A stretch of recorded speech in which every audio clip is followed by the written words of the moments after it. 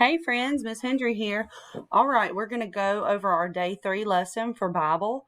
Remember, we've been talking about Noah this week from Genesis chapter 6, verses 5, all the way through to chapter 7 to verse 5. All right, so let's review quickly. All right, so first of all, remember God had made the whole world. He created the first man and the first woman, Adam and Eve. They were given a beautiful garden, and he told them they could do anything that they wanted except eat from the tree of the knowledge of good and evil. All right, and then remember how they disobeyed God and they ate from it, and yucky sin came into their heart, and God was so sad. And because they had disobeyed, they had to leave the garden forever.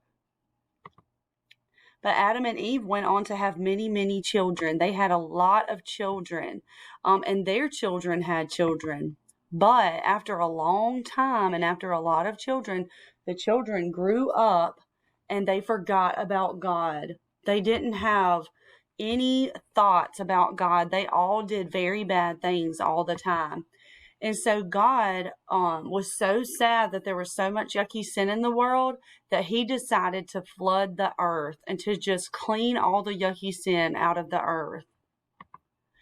And God looked down and he was looking for anybody who was possibly righteous, anybody who wasn't living with yucky sin in their heart.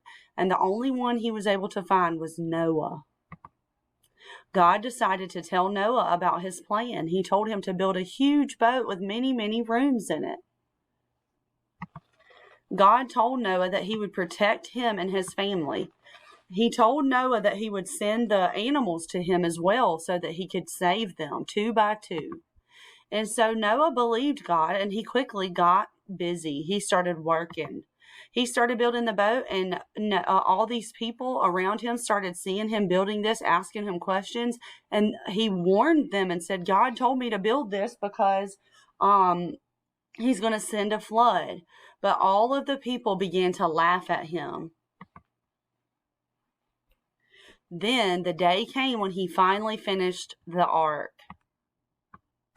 God sent all the animals 2 by 2 to enter into the ark and go in all of the rooms that he had prepared for them. And then God told Noah to take his family into the ark, and God shut the door behind them.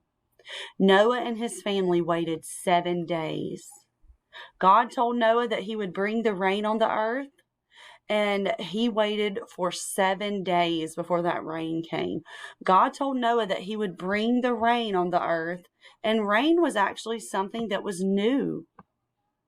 It had never rained on the earth before, but now for the first time, it began to rain.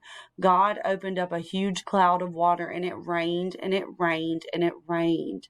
It poured down rain. At the same time, God released the waters in the ground so that they came up. Soon the water was so deep that the ark began to rise to the top of the water. It began to float.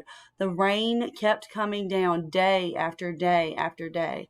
The water on the ground got higher and higher and higher until even the mountaintops were covered.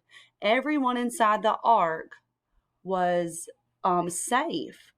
And after 40 days, the rain finally stopped.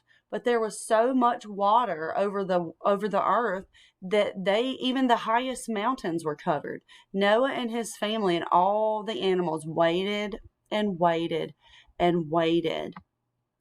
Every day, Noah felt the ark rocking back and forth on the water. But one day, it stopped rocking. The ark had rested on top of a mountain. And so God sent out a raven. He sent out a raven, and that raven never came back. He waited for it to come back, but it never came back. And so tomorrow we're going to finish part of this up, and we're going to talk about what happens next. All right, guys. Thank you for listening.